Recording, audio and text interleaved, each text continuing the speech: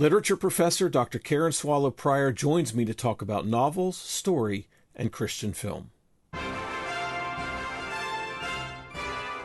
Welcome to the Ministry of Motion Pictures podcast, where only the foolhardy and headstrong dare to venture. For within these humble halls you may find your heart stirred to join the ranks of a Christian film movement, to storm the world with God-glorifying media.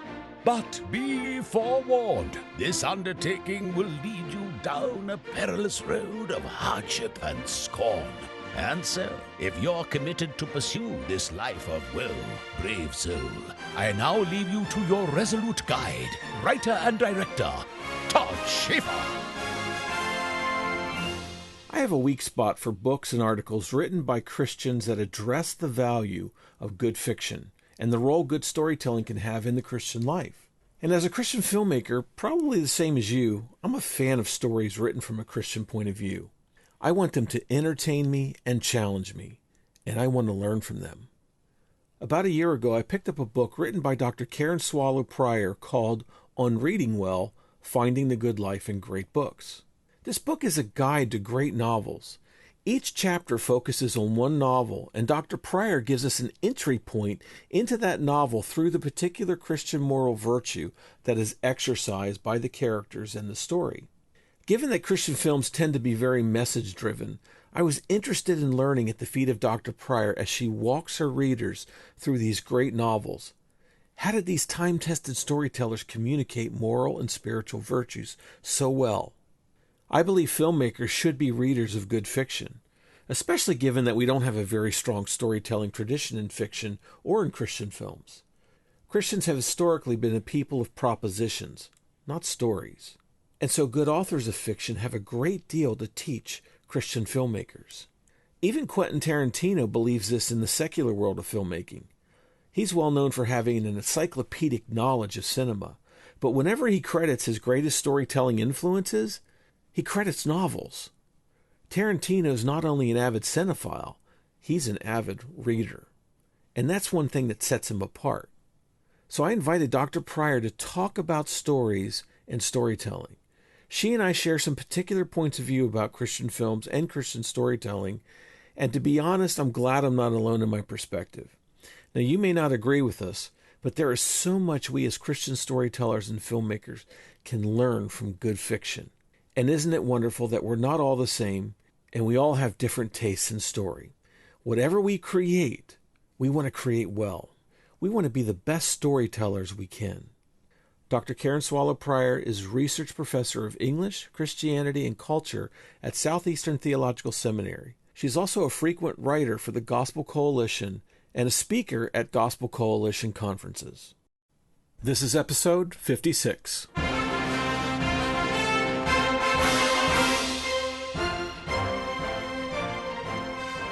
Dr. Prior, it's a pleasure to have you on the show. Thank you for your generosity in giving us your time.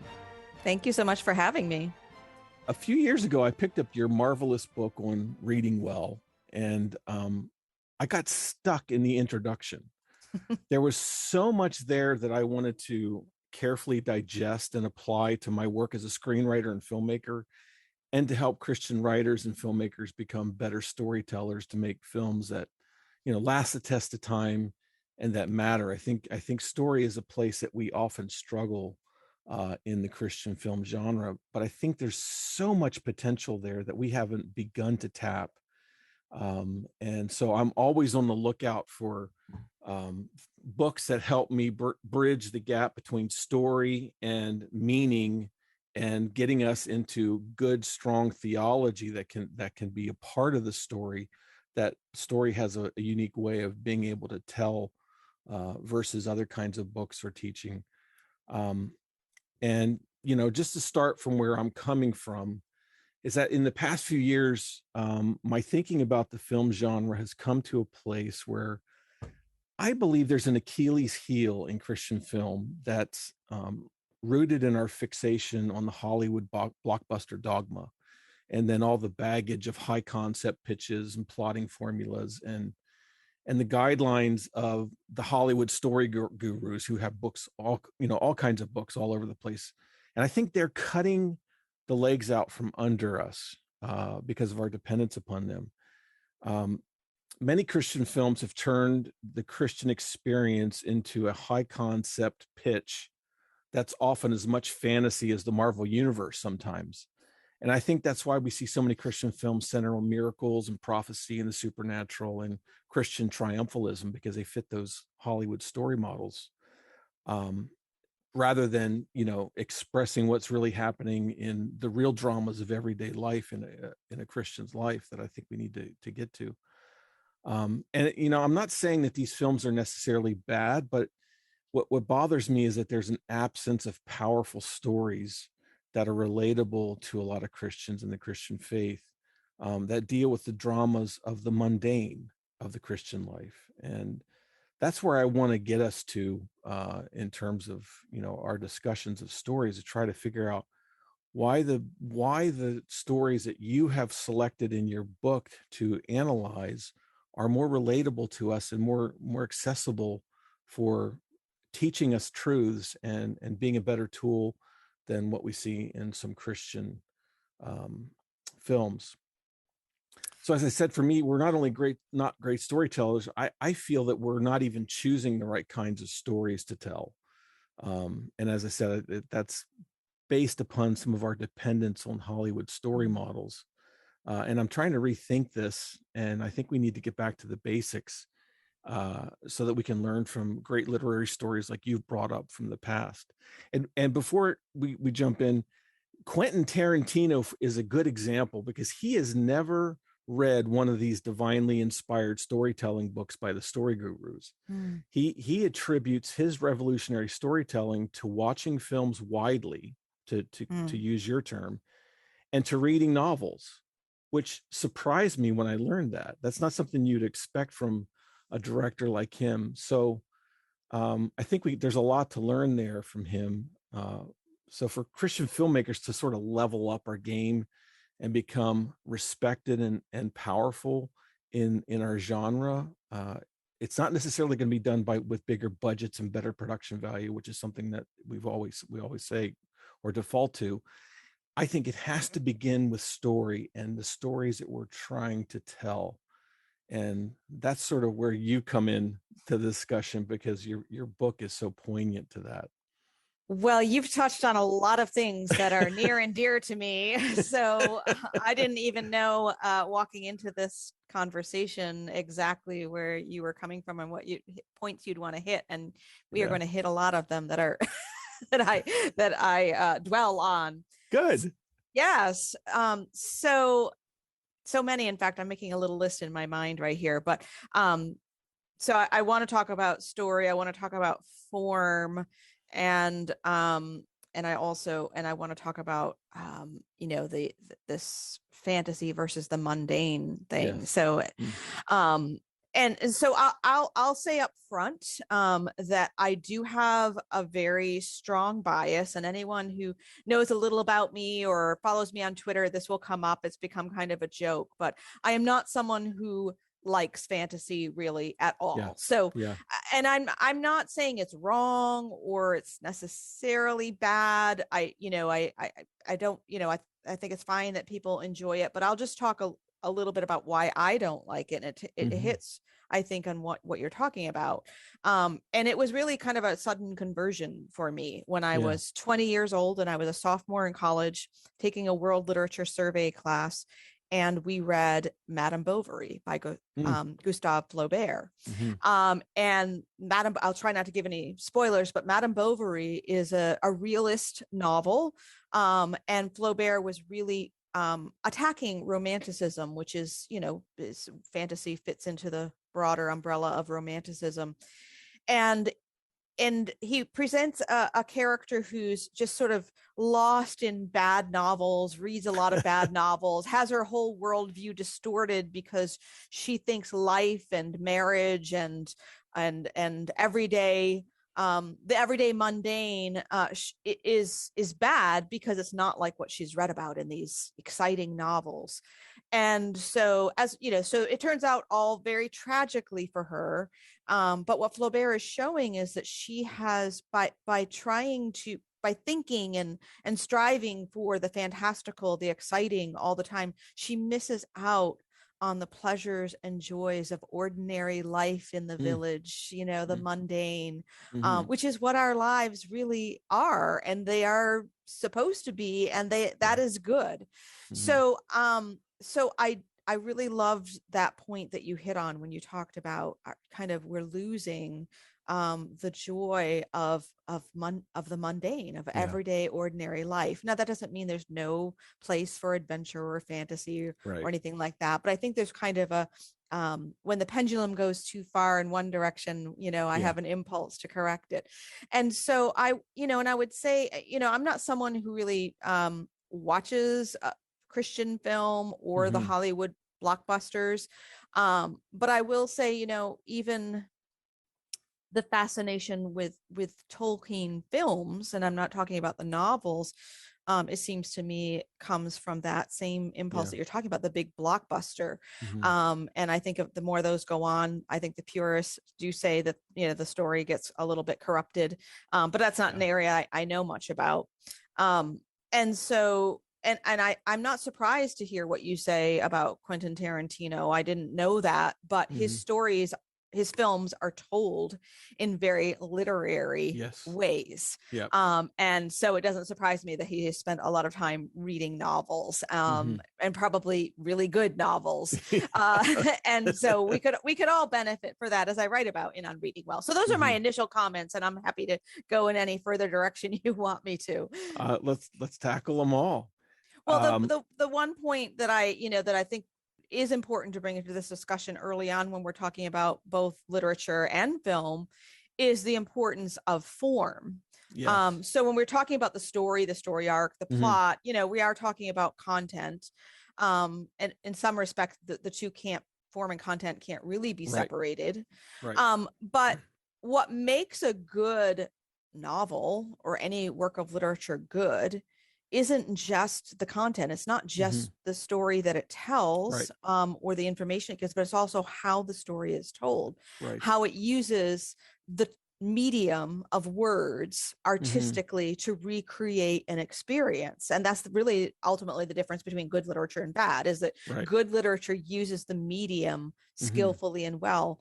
And when it comes to film, and I'm no film expert, I just know the few that I really like. I know, well, there are a lot that I like, but I just know also that film is a medium. And so good films use the medium well, and that means the story, but it also means the camera work and the music and the script. And so all that attention needs to be paid to all of those things. Yes.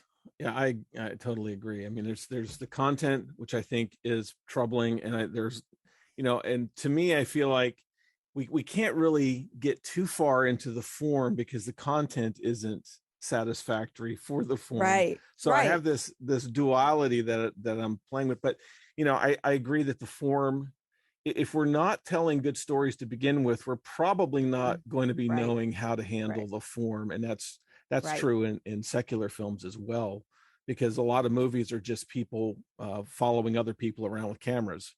And there's no sensitivity to composition, to timing, to editing and juxtaposition of images.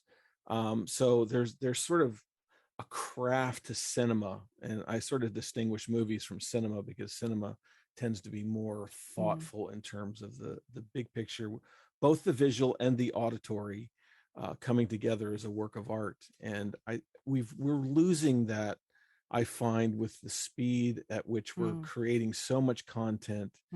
And it is a craft that has to be learned over time and experience to be able to do that. And it's a very expensive craft, which makes it even more difficult. So we're sort of at a disadvantage, which is why we have to watch films widely, so that we're watching those directors who are doing it well, just so that we get a visual language and an experiential language for being able to recreate that. So yes, I totally agree that the form, that you want those two to blend together, because when they do, it is spectacular.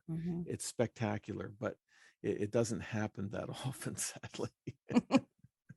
Yeah, in your book, you said that literature is an aesthetic experience. Could you unpack that just a little bit? Sure. The way that we use the word aesthetic today, we generally think, okay, so aesthetic has to do with the beauty in some form, but at a deeper level, aesthetic and its foundational level, aesthetic refers to sort of a bodily experience, right? A sensory experience. And so beauty is one of those, but really an aesthetic experience is one that affects us bodily, right? It either, it makes our heart beat faster. It makes us, catch our breath, or maybe makes us a tear come to our eye, or makes us sit forward in our seat, or, it really is something that is felt in the most profound sense of the word. I don't mean like in a superficial way. And so, of course, film does that, right? But so does a good story. So does a good work of literature. Again, it's the difference between, if I give you a quick SparkNote summary of a novel, it's just simply cannot have the same effect as the immersive experience of reading it in the way that the words are artistically presented before us. It's a unique quality to fiction, literature, and that kind of thing, that it gives us an ability to present truths and like you say, virtues in a way that you don't get from something that's more didactic and nonfiction. There's a big difference between what fiction can achieve, and I think we often feel like fiction, that's just entertainment. There's no value in that, but there is a tremendous value in the form of fiction. No, this point about didacticism is so important, because this desire to give a lesson in a straightforward way, in the way that we would a sermon or an op-ed essay. Now I'm a didactic person. I'm a professor, and I also write opinion pieces. So I love nothing more than to tell people what to think. Believe me. But art serves a different purpose. The purpose of art is to help us understand something. And so then from that, we might draw a lesson, or see something else that comes along differently, or understand someone else's experience better. That's what art's purpose is. And so when we try to tack on a lesson, which we know a lot of Christian films try to do in an overt way, give the lesson or the moral. But I would say even sort of the blockbusters do that as well, right? There's a sense in which you have this universe of good and bad, and how things turn out. It's not very subtle necessarily. And so even if a moral lesson isn't one that comes from the Bible or advances Christian faith, it can still be a moral lesson. It might just be a different one. And so I think we're asking art to do something it wasn't designed to do, when we're asking it to take the place of a sermon or an essay, or a monologue. I often chuckle when I hear criticisms of Christian films being too preachy, because secular films are incredibly preachy, but they just can't see it because they embrace it, and it they accept it. But of course, Christian films sometimes are so preachy and on the nose that they just don't. We call them cheesy, right? That's the word that is so used. We have to own that. But you're right to point out, I mean, the cheesiness doesn't belong to just Christians alone. This is a problem with our culture, that we want to be spoon-fed moral lessons, whether they're Christian ones or Hollywood ones, or and so all of us could stand to move beyond that and learn to appreciate the gifts of art that are more subtle and filled with more grace. Yes, that's true. You brought up in your book Aristotle's Poetics, which is a standard for all of us, including screenwriters in film. And basically he says that, works of fiction can have a noble goal. And that noble goal is to elevate virtue, which is, tied to human purpose, like you said in your book. But you make a really good distinction in there that I found very helpful. And this is sort of where I think all the Christian writers and filmmakers who say that Christians have the best stories to tell, they need to pay attention here, because the distinction is that the goal of the Christian is the glory of God. That's our purpose, the glory of God and our internal enjoyment in Him. But this purpose, like you said, doesn't always translate to our happiness or flourishing. Sometimes it can do just the opposite. And I think that is such a powerful reality that Christian filmmakers can use to make our films a little more grounded in reality. And then you said that without this purpose, all we can do is reach for practical outcomes, which is something you call emotivism. Tell me a little bit about what emotivism is and what are its dangers. Yeah, there's a long history of that idea in moral philosophy and even in sociology now. And so emotivism is measuring the worth or value or even the morality of something based on how it makes us feel. Now, I talked earlier about feeling, and this is kind of the distinction I was trying to draw, like an aesthetic experience makes our body respond in a way that is felt. But what I'm talking about here is really more emotion and subjective emotion that we use to judge something by.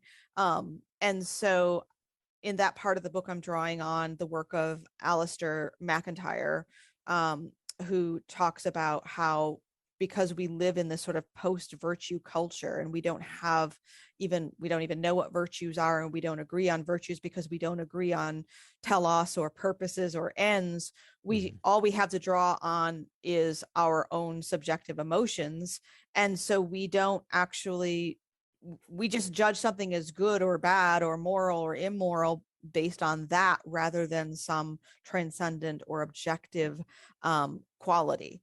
And so this relates to art and film, because we can often measure it the same way. And when I'm teaching this, I just draw sort of a stark distinction.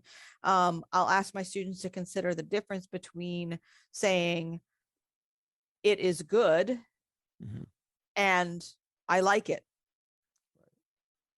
One is objective, one is subjective. Entirely different approaches to something. And so again, when I talked about Tolkien, I'm talking more about how I don't like fantasy. I'm not necessarily saying it's not good. Somewhere in between is it might be possible to give a judgment of whether fantasy is better for us or worse. But at this point, I'm just saying, well, I don't like it, and here's why. Because I don't think I can make that objective decision. There probably are things that are good in it that I don't see yet. Yeah, and also I think it's helpful for us to consider, what is the role of fantasy and why are we so drawn towards it? Why has it become so dominant in our culture? And that is such an important question. It's not because, it's not just fantasy and film and books, but, we've got cosplay and Comic-Con. People really see, and I think some of the answers to this are found in Charles Taylor and similar thinkers who talk about us being in a disenchanted world. We're reaching out. We want that enchantment again. And I think this mundane, ordinary, everyday world is enchanted if we'll only see it. I think we're shooting ourselves in the foot by not giving us those things to prepare us for things that we will deal with in life. You said at the beginning of your book that you learned so much. You learned a lot spiritually just from reading books that you would not have gotten in a church, or you would not have gotten in a lived experience, or something about what you can learn from another person who's writing a work of fiction, who's got some wisdom that we can draw from. And I think we're sort of missing that.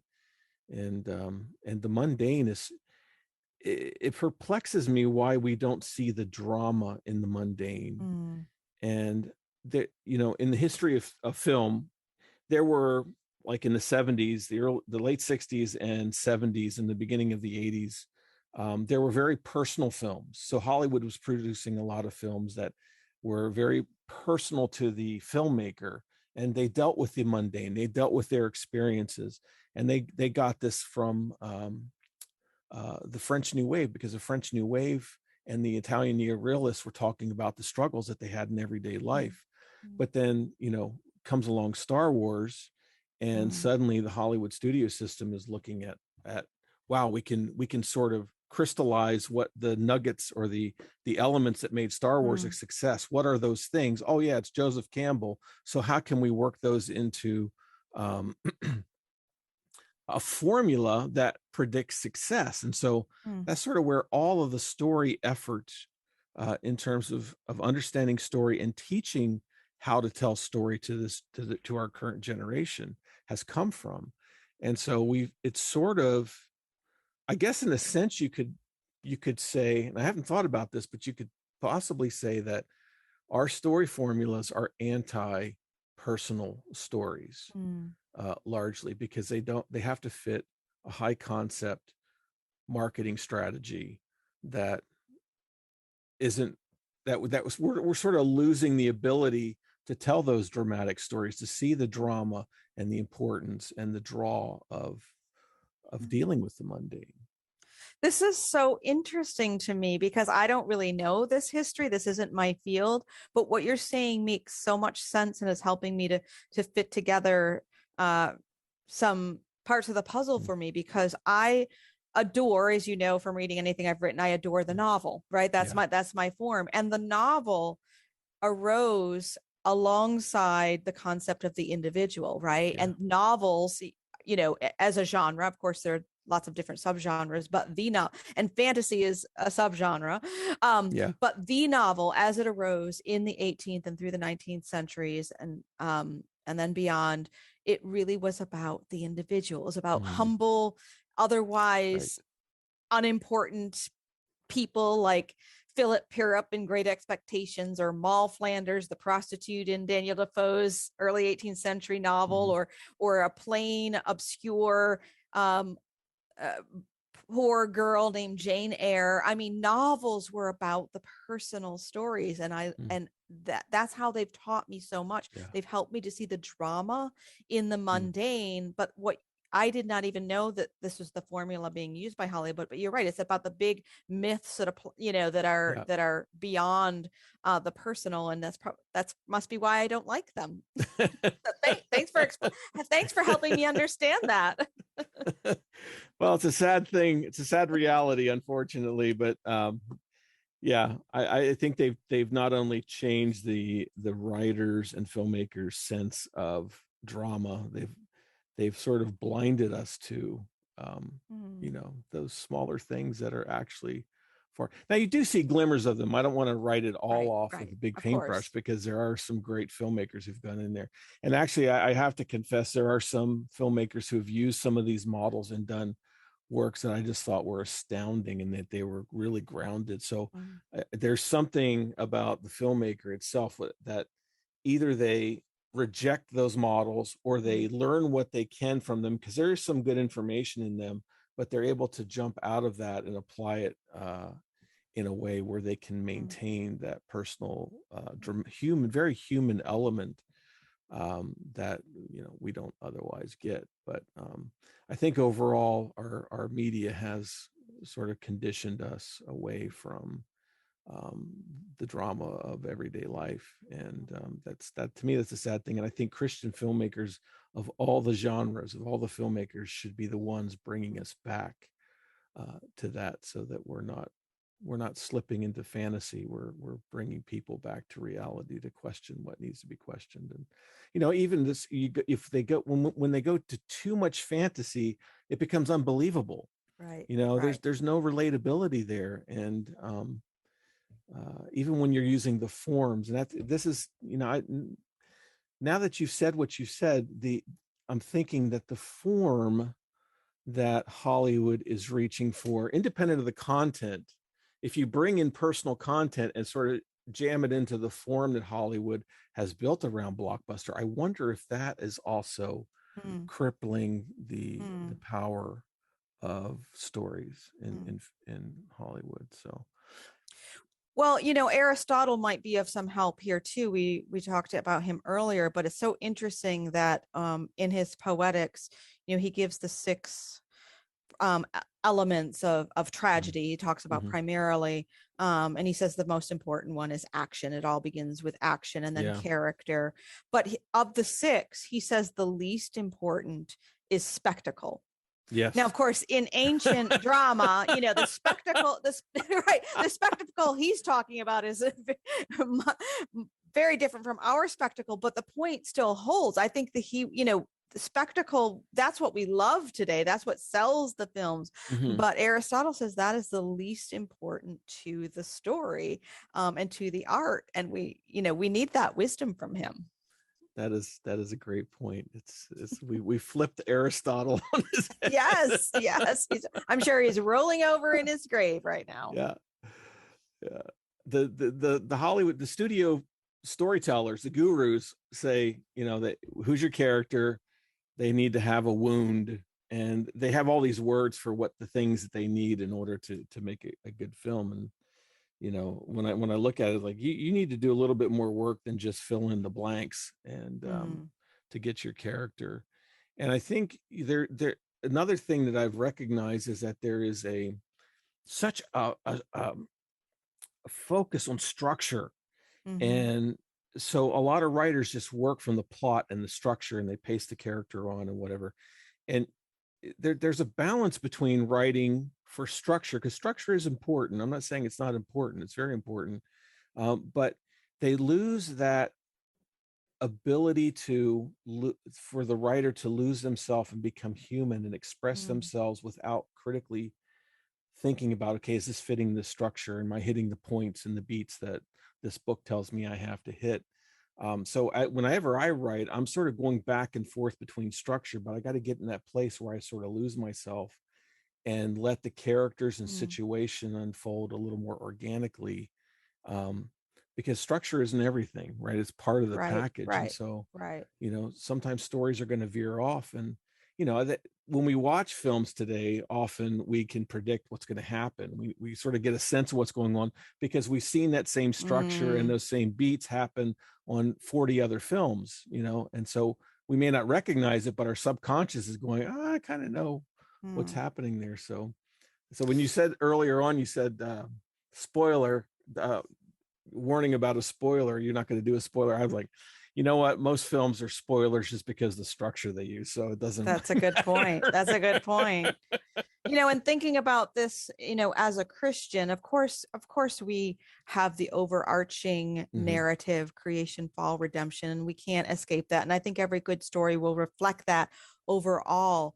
But we are all, God also is a God of the details. Yeah. He cares. He pays attention to he knows the number of hairs on our heads and the number of sands, on the beach, and and he cares and knows about our lives. And so if the details of the personal get lost in the structure, then we're really not reflecting the relationship that God has with us as human beings. And that's a point that I think Christians should be more equipped to pick up than anyone, is to just sort of luxuriate in the personal in a way that reminds us of how much God knows and cares about every detail of our own lives, even the mundane, but especially the mundane. Yes. Let's sort of pick up on that you said, you quoted James K. Smith. He said, we're narrative animals whose very orientation to the world fundamentally is shaped by story, that our hearts traffic in stories. Yeah, I think there's just so much to reflect on that. Even putting aside story and language, the fact that we live our lives in linear time, right? We know God transcends time, and eternity that we will spend with him transcends time. But right now we're in this in-between place where our lives are experienced minute by minute, hour by hour, day by day, in a very linear process. And that's how stories work too. Even when they play with linear time, it's a reminder actually that we exist in time. And so then we add to that linear experience of time, the fact that we are also made in the image of a God who is the Word. And so language and words are also part of our experience. And so we interpret everything throughout our day in the terms of words, like, I forgot something, or, oh, I can't wait until I get home and do this. I mean, we are telling ourselves stories all day long, and then at the end of the day, we interpret what happened to us through the story that we tell our loved ones about how our day went. And we dream and set goals in terms of story. And so our lives are so permeated with stories that it's like the air we breathe, and we don't even necessarily recognize it until we draw our attention to it, or something suffocates us. Then we know how powerful stories are. This larger story that we think that we belong to, how we narrate it, helps us to think about what we do in our actions, the decisions we make, how we perceive the world. And I found that a very powerful argument for fiction. And I'll make an observation, and I would love your thoughts on it. Even when I look in the world of literature, I don't see a lot that comes from Christian authors in fiction that is very helpful. We have a few. If you go through history, you have a few giants like maybe Flannery O'Connor, Dostoevsky, Tolstoy, but they seem to be more the rarity than what's common. And I've often wondered why don't we see more of God's people throughout the centuries using the story form to help us? That is a big and important question. And it's actually one when I teach courses related to this material, we usually spend some time thinking about and talking about. I can't say that I have any definitive, simple answers, but it is an important question, because your observation is true. And I think part of it, we can actually look at many of the art forms in human history, and we can see that during the Middle Ages and the Renaissance and the early modern period, and not just art, but science too. Christians led the way. Christians set the example. They produced the masterpieces. But part of that is because Christianity prevailed during that time. And so as Christianity has become secularized and become part of the secular age, I think our response has been, there are many responses, and one has been to diminish the role of art in favor of a sort of an Enlightenment view of science. So you find a lot of Christian leaders who are in the area of apologetics, and they want to explain science, how science confirms the Bible. And there's nothing wrong with that, but I'm just saying that is where in the, following the Enlightenment, a lot of Christians have put their energy, or in preaching the truth. And again, sharing the didactic form. Now, again, I'm telling you, I'm not much of a creative writer. I love literature and art, and I immerse myself in it. But when I'm writing, I'm usually writing didactic things. So, that's just my gifting. But that's also how I've been formed in this culture. So I think that we just, through hundreds of years, Christians have found them, at least, in Western and American Christianity. It's not necessarily, as your example of Nollywood showed, it's not necessarily true throughout the world, but in Western Christendom, in the modern age, we have found ourselves with a diminished capacity to appreciate and create art. But I do think that part of what it means to be in what some people call a postmodern culture, I think part of that is that we are feeling the suffocation that I mentioned earlier, and there is recognition. And I'm seeing more Christian artists come forward in various realms, and more writers, even in Christian publishing, who are really working hard to produce good Christian writing that's not just didactic. Yes.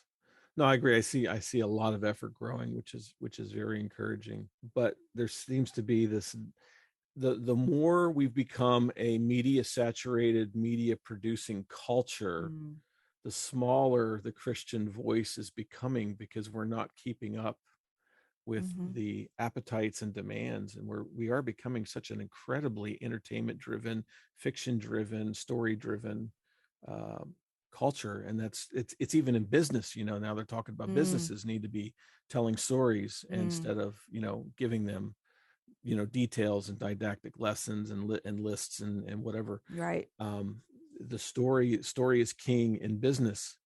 And once again, Christians are a little behind. Yes. And it perplexes me. It perplexes me to the point where I wonder if God is choosing to keep us from that for some reason, maybe as he doesn't feel like he's going to fit into it as well, or he's bringing judgment upon us to let the secular narrative grow as sort of a judgment of our culture and what I don't know. I just think about what could possibly be the reason. Is there a divine reason behind this? Or do we just not, as a culture, a Christian culture, we don't value the artistic or the fictional or the use of the imagination as a valuable tool, and therefore we don't support it, we don't buy into it, we're sort of afraid of it? Because if you look back to the history of cinema, we sort of had the cinema right at the beginning, but then once it started getting secular, our response was not to create competing voices that were bringing the Christian message. We turned to censorship. And some of that is good. I mean, I think there was a place for the censorship, but there wasn't the necessary step to say, you know what, we're going to step in here. We're going to make our own Christian film studios and make sure we're controlling the content. And we just completely lost the ability to do that, because you lost the distribution channels, you lost the cinemas, you lost the technology, the cost of technology, and you just didn't have that income stream to be able to support getting into it late. But that's changing today in a sense, because everything's becoming more democratized in film, and we can, there's a place for us to step in and do something. And so it's like we have another chance. We got another chance, and yes. I'm hoping to see something come. And that's one of the reasons I started this podcast, was talk to people and see what's going on. And then as I'm finding out things, like, come on guys, let's move into this place that we can regain and make content because content is coming, even churches are turning to video content and stories and that sort of thing. And well, I'm glad that you see that and that you are taking the opportunity, because it is another chance, and we for the sake of the gospel, we ought to take that opportunity. Yes. To me, it's the most present mission field, because it's everywhere, and it can transcend borders, where the borders are blocking things as well. So the opportunities are there for us, and if we don't see them and we don't take them, then it's on us. It's not on anything else, because there's no more gatekeepers, right? We don't need permission to do this. We just need the support from inside the church, from God's people, getting behind movements or people or companies that are doing this to help do that. And any other thoughts on story and Christian film? I would just, I think I would just echo Tarantino and say the best way to understand and absorb good stories is to spend time reading and seeing them. So that's, we could all benefit in many, many ways by spending time with good stories. Yes, I agree. I totally agree. Dr. Pryor, thank you so much for being on the show today. This has been very, very enlightening, and my brain is throbbing. Well, I learned a great deal, and you have me thinking too. So thank you for the opportunity. One question. Do you have another book coming out? I'm working on a book now, so it'll be out next year, and it's on. It's called, the working title is The Evangelical Imagination.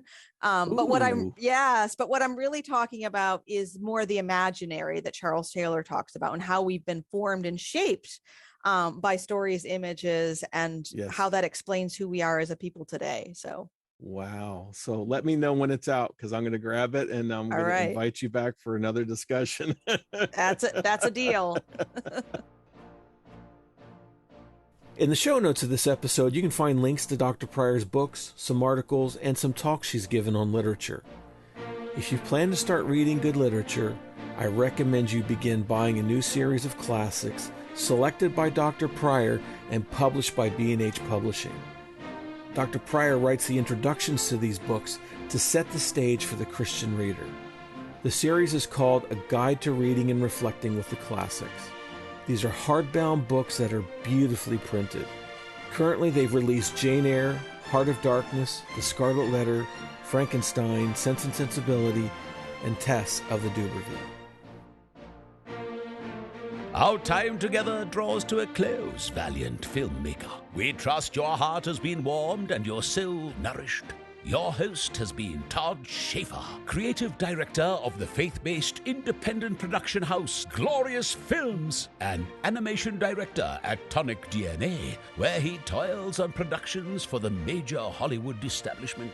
If you wish to support the work of the ministry, or simply buy your overworked host a fancy $5 coffee to keep him warm and caffeinated as he pecks out his next script, you can do so on our website at ministryofmotionpictures.org. Again, that's ministryofmotionpictures.org. And you can help spread the word by feeding the algorithms when you share, like, link, follow, subscribe, or leave a nasty comment on our social media. Until we see you again, I adjure you, in the name of our Lord, go forth and boldly create film. What we do in life echoes in eternity.